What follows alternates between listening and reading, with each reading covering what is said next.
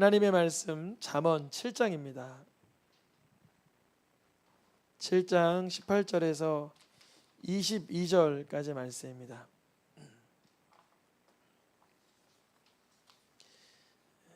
한 절씩 읽고요. 마지막 절은 나눠서 읽겠습니다. 오라, 우리가 아침까지 흡족하게 서로 사랑하며 사랑으로 희락하자. 은주머니를 가졌은즉 보름날에나 집에 돌아오리라 하여.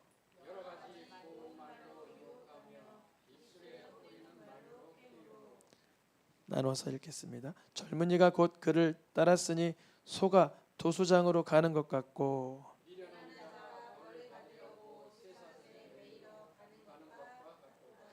아멘. 올해 표어 이제 예배당 들어오실 때면 보이시죠? 작년 12월에는 잘 저쪽에 나가죠 그랬는지 안 보이신다 그랬는데 이제 앞에다가 두고 한 3달, 2달 지나니까 서로 사랑하라가 보여요. 그래서 아까 제가 낮에 교회에 있는데 우리 성도님 아니시고 미용실 오신 분들도 유심히 보시더라고요. 그래서 그 글귀 하나만 읽어도 그분이 이제 예배 드리는 분인지 교회 다니는 분인지 모르지만 하나님의 말씀이 하나 이렇게 비춰진 거죠. 아주 귀하다고 생각합니다. 오늘 서로 사랑하라는 말씀인데요. 본문에 보니까 사랑을 하되 아침까지 끝까지 사랑하자, 기쁘게 사랑하자 표현이 되어 있는데 뒷부분에 갈수록 내용이 조금 이상한 것 같아요. 성경에 보면 사랑이라고 한글로는 표현되어 있지만 내용을 들여다보면 사랑이 아닌 경우가 있습니다. 근데 세상에서는 그것도 뭐라 그러냐면 사랑이라 그래요. 세상에서는 이렇게 하나님께서 정하신 그러한 부부간의 사랑, 또한 자녀와의 그런 사랑, 또 이웃과의 사랑, 또한 친구와의 사랑, 다양한 사랑들이 등장하는데 건강한 사랑이 등장할 때도 있고 오늘 잘못된 사랑이 등장할 때도 있어요.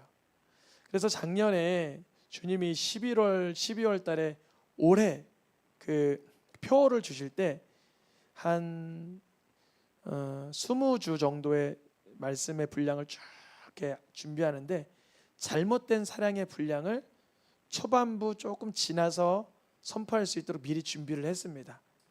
근데 처음부터 이 잘못된 사랑을 얘기하면 긍정적인 것이 없는 상황에서 잘못된 게 들어가면 그 부정적인 것만 남을까 하여 그랬는지 주님께서 먼저는 우리가 서로 사랑하는 것은 예수 그리스도의 사랑으로 서로 사랑하는 것이라.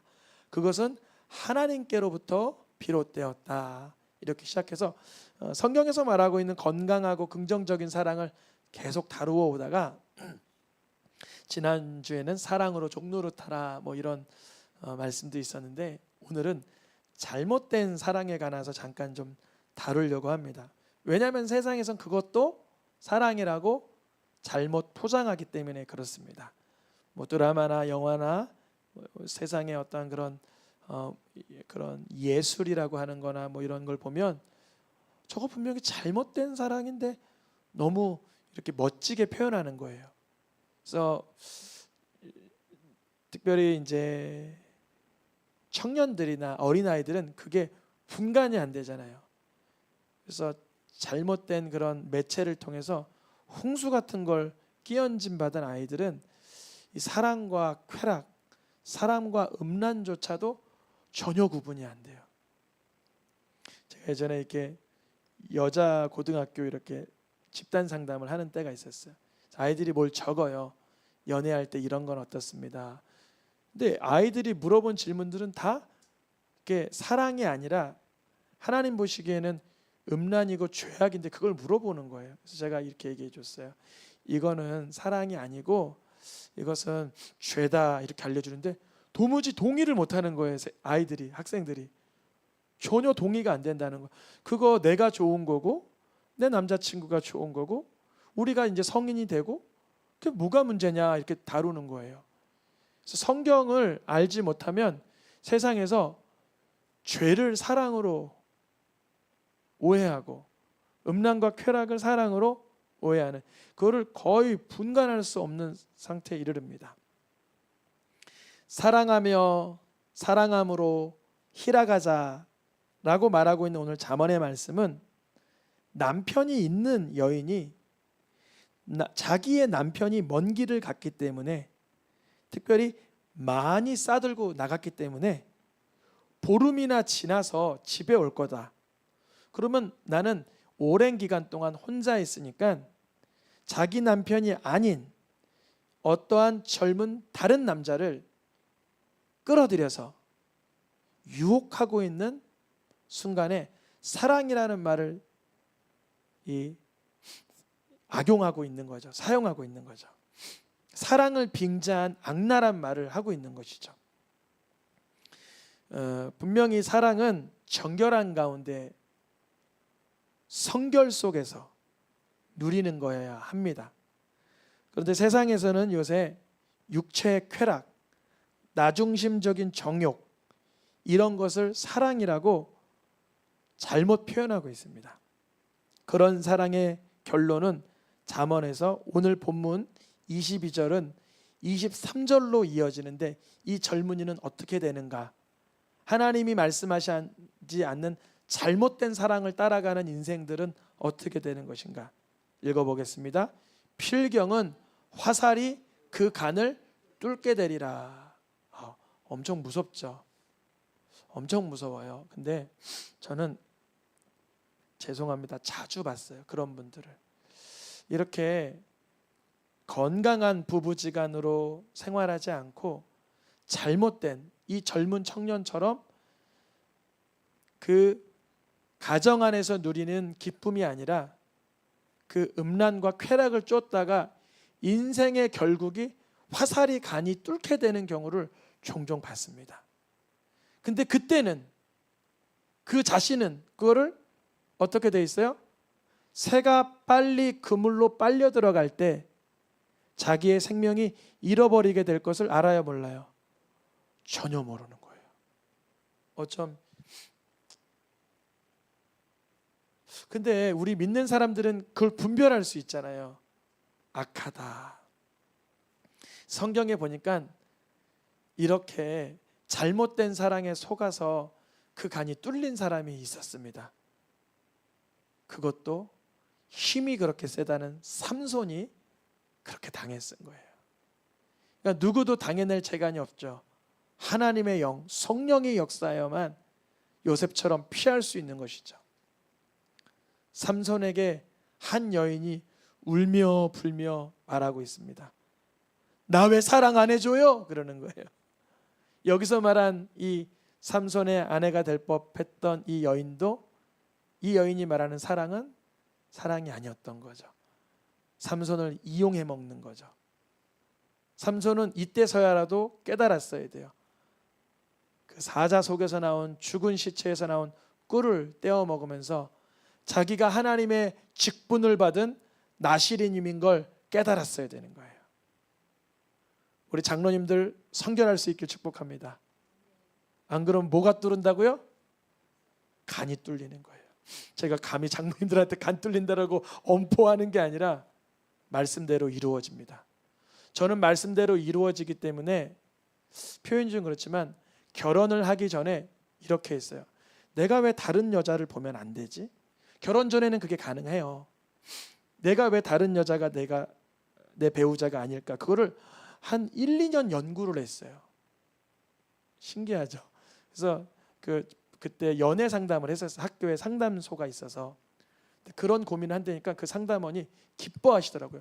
그런 고뇌가 없으면 어떻게 결혼하냐. 그게 결혼 전에 고뇌가 되지. 결혼 후에 고뇌하면 돼야 안 되는 거예요. 결혼 후에는 절대 해서도 안 되는 생각인 거죠. 그래서 결혼 전이라 죄의식 없이 자책감 없이 마음 놓고 했어요. 그러니까 그때 아내가 그때는 이제 저거였죠. 교제하는 관계. 그때는 왜 그런 생각을 하지? 갸우뚱거렸던 것 같아요. 근데 저는 중요한 문제였어요. 그러나 결혼한 뒤에는 세상에서 여인은 누구밖에 없는 거예요. 아내 한 사람인 거예요. 다른 분들은 다 자매요, 형제요, 주님 붙여주신 영혼일 뿐인 거죠. 너무 중요합니다. 삼손에게는 자기가 가지고 있는 나실인의 직분을 더럽히면서까지 지금 여인의 그런 음란과 쾌락에 휩쓸리고 있어요. 이게 첫 번째 실수였어요. 이때만 해도 회개할 기회가 있었어요. 그런데 첫 번째 여자가 지나가고 이 여자는 이제 죽죠. 두 번째 여자가 누구였어요? 드릴라. 이 사람도 뭐를 운운해요? 삼손에게? 나 왜 사랑한다며 막 이렇게 하는 거예요. 근데 이게 정말 사랑이었어요? 이것도 사랑이 아니었던 거예요. 드릴라가 요구했던 거는 삼손의 힘이 어디서부터 나오냐, 이거를 끄집어내기 위한 계략이었던 것뿐입니다. 그래서 결국 삼손은 이 사건 이후에 어떻게 되죠? 말씀대로 되죠. 주님은 한 번 기회는 주셨어요. 근데 두 번째에는 기회가 박탈되고 어떻게 돼요?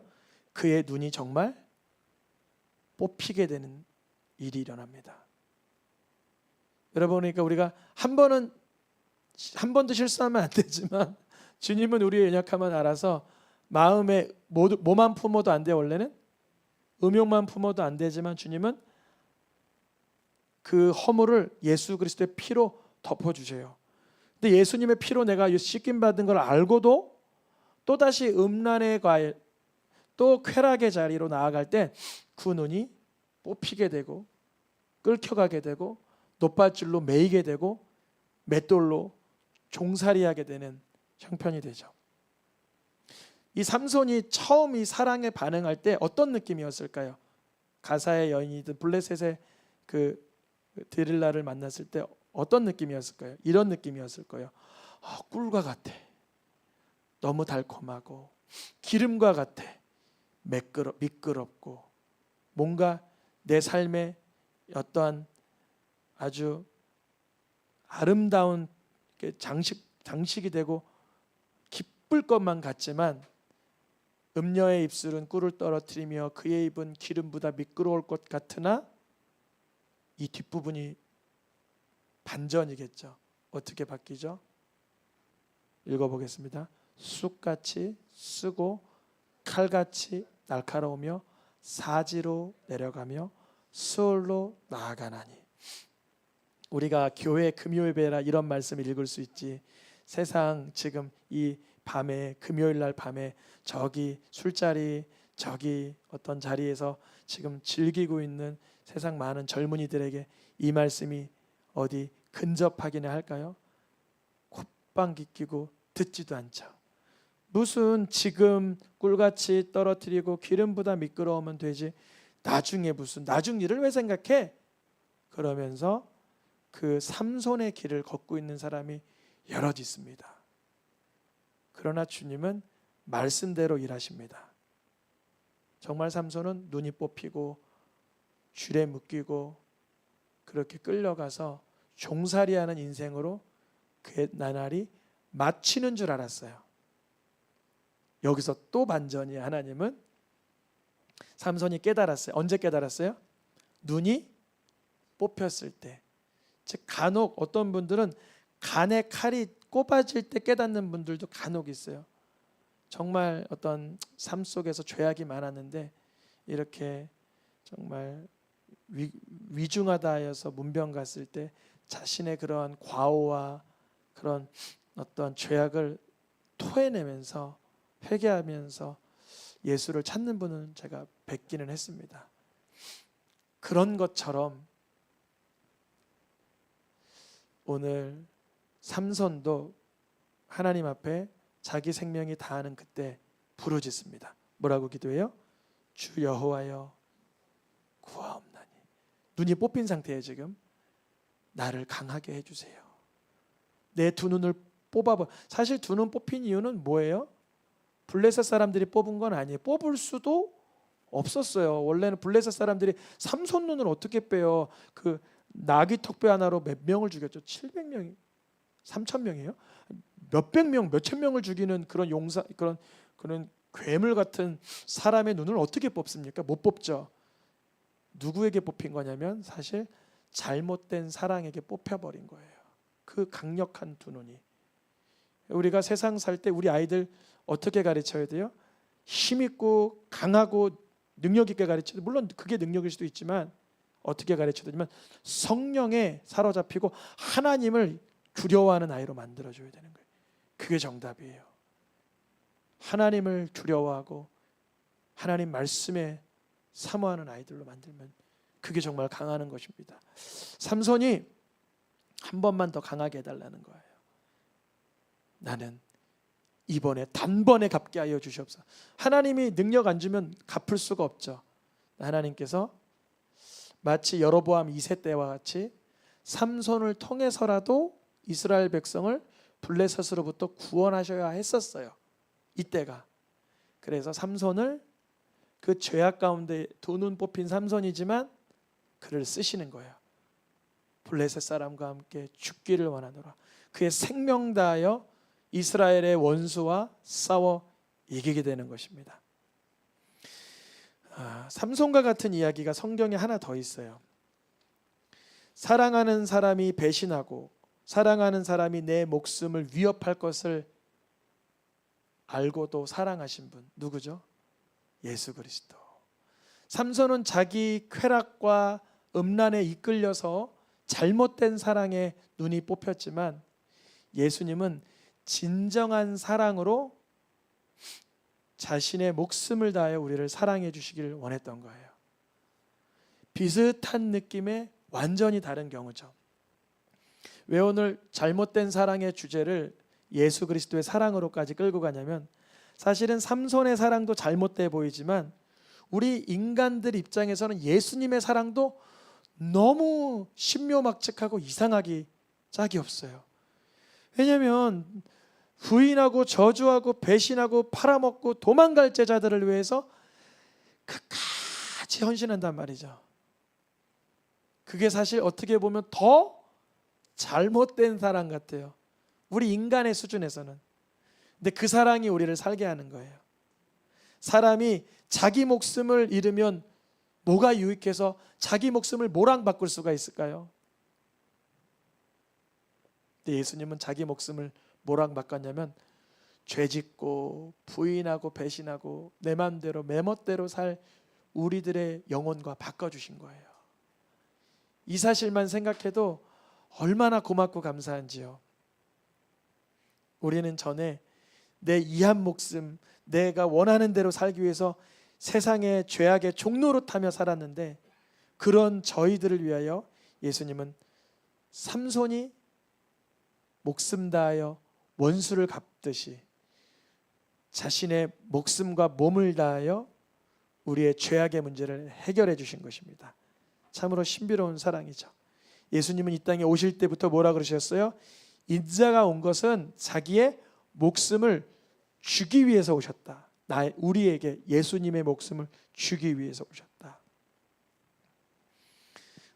우리는 세상 살아나갈 때 잘못된 사랑에 이끌릴 때가 간혹 있습니다. 유혹받고 미혹받고 또 사단의 속임받고 할 때요. 그때 말씀을 반드시 기억할 수 있길 축복합니다. 때로는 그 두려운 말씀으로도 나를 절제해야 되지만 때로는 예수 그리스도의 사랑에 감격하여서라도 은혜로 인하여 우리가 잘못된 사랑에서 돌이켜야 할 수 있는 줄 믿습니다. 그분이 우리를 향한 사랑, 그분은 어떠한 사랑을 우리에게 베푸셨습니까? 바로 목숨을 다하여 우리를 살려주시는 그 사랑으로 우리를 살려주신 줄 믿습니다. 지금 찬양하며 기도하겠습니다.